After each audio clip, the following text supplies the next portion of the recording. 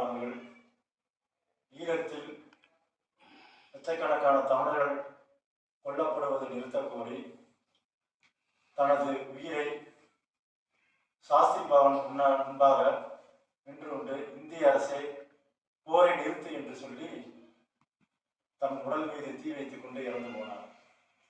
அந்த முத்துக்குமார் பற்ற வைத்த நெருப்பின் காரணமாக அன்றைக்கு தமிழ்நாட்டில் உள்ள அனைத்து அரசியல் இயக்கங்களும் இந்திய அரசுக்கு எதிராக போராட்டங்களை நடத்தினார். முத்துக்குமார் வழியிலேயே 15க்கும் மேற்பட்டோர் தங்கள் இன்னுயிரை நீத்தார்கள். அது மலேசியாவிற்கும் பல்வேறு நாடுகளிலும் தங்கள் எதிர்ப்பை வெளிப்படுத்தும் மூலமாக தங்கள் உயிரை மாய்த்துக் கொண்டார்கள். ஆனாலும் நம்மால் போரை நிறுத்த முடியவில்லை. ஒரு கையறு நிலையிலே இருந்தோம். அதற்கு என்ன காரணம் என்று சொன்னால், இந்திய அரசுக்கு எதிரான அந்த உணர்வெழுச்சி, கோபம் எல்லாமே தீவிரப்படுத்தி வந்த நிலையிலே, கோபம் எல்லா மக்களும் இருந்த நிலையிலே, அன்றைக்கு இருந்த ஆளும் திமுக அரசு அந்த போராட்டத்துக்கு உத்வேகம் அளிக்காமல் ஒடுக்குகின்ற வேளையிலே ஈடுபட்ட காரணத்தால் நம்மால் அன்றைக்கு போர் நிறுத்தம் செய்ய முடியாது. போர் நிறுத்தத்துக்கான போராட்டத்தை வெற்றி பெற முடியவில்லை.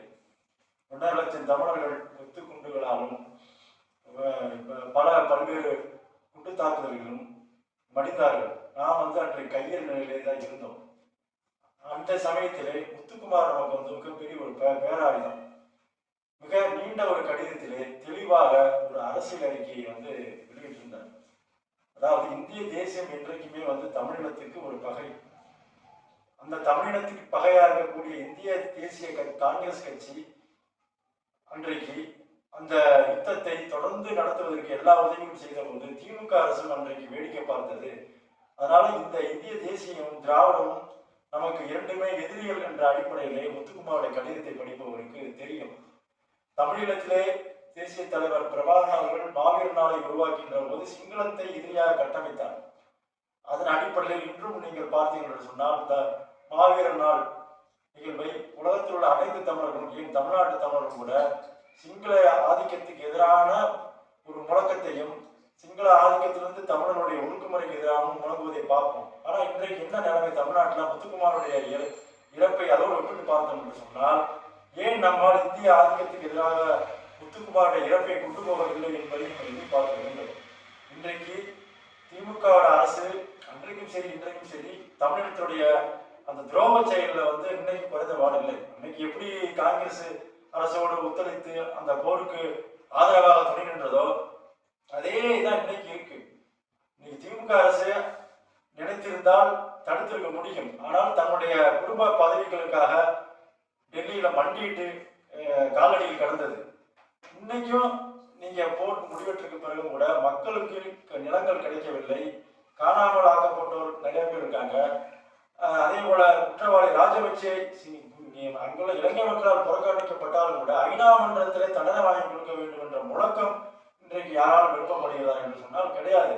அன்னைக்கு திராவிட கட்சியில குறிப்பா திமுக தவிர மற்ற அண்ணன் குலத்துக்குனியா இருக்கட்டும், கோவை ராமகிருஷ்ணனா இருக்கட்டும், தோழர் தியாகா இருக்கட்டும், அனைவருமே ஒருமித்த கருவியில் இந்திய அரசுக்கு எதிராக குரல் கொடுத்தோம். ஆனால் இன்றைக்கு தமிழ்நாட்டில் என்ன நிலைமைனா, தமிழ் தேசியம் தனியாகவும் திராவிடத்தை ஆதரிக்கக்கூடிய குழுக்கள் தனியாகவும் பிரிந்து நிற்கின்றன. இதற்கு அடிப்படை காரணம் என்னவென்று சொன்னால், எதிரியை சரியாக அடையாளம் காணாமல்தான்.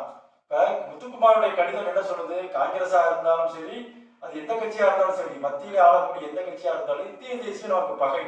ஆனால் இன்றைக்கு முற்போக்கு பேசக்கூடிய குளத்தூர் மணியா இருக்கட்டும், கோவை ராமகிருஷ்ணனா இருக்கட்டும், தோழர் தியாகா இருக்கட்டும், இந்திய தேசியம் நமக்கு பகை என்று சொன்னால் அதுல எப்படி காங்கிரஸ் கட்சியை நம்மால் ஆதரிக்க முடியும்? திமுக காங்கிரஸ் கட்சியோட இன்றைக்கு கூட்டணி அமைத்திருக்கிறது. அப்ப இவர்களால் முத்துக்குமாரை சொல்வதற்கு உதவிகள் கூசுகின்றன அப்படிதான் சொல்லணும். ஏன்னா முத்துக்குமாரை சொன்னா காங்கிரஸ் நம்ம கண்ணுக்கு நினைவுக்கு வரும், துரோகம் செஞ்ச கருணாநிதி தான் நம்ம நினைவுக்கு வருவார். அதனால இதெல்லாம் மூடி மறைத்து விட்டு இன்றைக்கு எவருமே முத்துக்குமாரை சொல்வதற்கு அச்சப்படுகிறார்கள். 65 போராட்டத்துல நம்ம எப்படி பாக்குறோமோ அதே மாதிரிதான் காங்கிரஸ் கட்சி எதிராக இருந்துச்சு. அந்த 65 போராட்டத்தை ஒடுக்குச்சு. அன்னைக்கு திமுக அதை பயன்படுத்தி கொண்டு ஆட்சியை பிடிச்சு. ஏன் முத்துக்குமாரை சொல்லி அவங்களால இன்னைக்கு பேச முடியுமா? திமுக தொட முடியாது. ஏன்னா பெரிய நெருப்பு. ஏன்னா அவ்வளவு பெரிய துரோகத்தை திமுக சென்ற காரணத்தால முத்துக்குமாருடைய அந்த தியாகத்தை ஈடா நிற்க முடியல. ஆனால் இன்றைக்கு திமுகவை ஆதரிக்கக்கூடிய தொங்கு சதை அமைப்புகளாக பல்வேறு அமைப்புகள் மாறிவிட்ட காரணத்தால் அந்த முத்துக்குமாரின் ஈகம் வீணாகி போய்விடுமா என்ற கவலை நமக்கு இருக்கின்றது. அதே சமயத்தில் இன்றைக்கு வளர்ந்து வரும் தமிழ் தேசிய எழுச்சியானது முத்துக்குமாரின் ஈகத்தை இன்றைக்கு நினைவு கூர்ந்து இப்ப இன்றைக்கு சமூக ஊடகங்களிலே முத்துக்குமார் அன்றைக்கு எழுதி வைத்த அந்த கடிதத்தின் அடிப்படையிலே இன்றைக்கு அவரை நாம் நினைவு கூறுகிறோம். தமிழ்நாடும் சரி தமிழீழமும் சரி இன்றைக்கு அடிமைப்பட்ட ஒரு தேசமாக இருக்கின்ற காரணத்தால் அந்த முத்துக்குமார் காட்டிய வழியிலே தமிழீழமும் தமிழ்நாடும் விடுதலை பெறுவதற்காகவும் இறையாண்மை பெறுவதற்கான உறுதிமொழியை இந்நாளிலே நாம் உறுதி கொள்வோம் என்று கேட்டுக்கொண்டு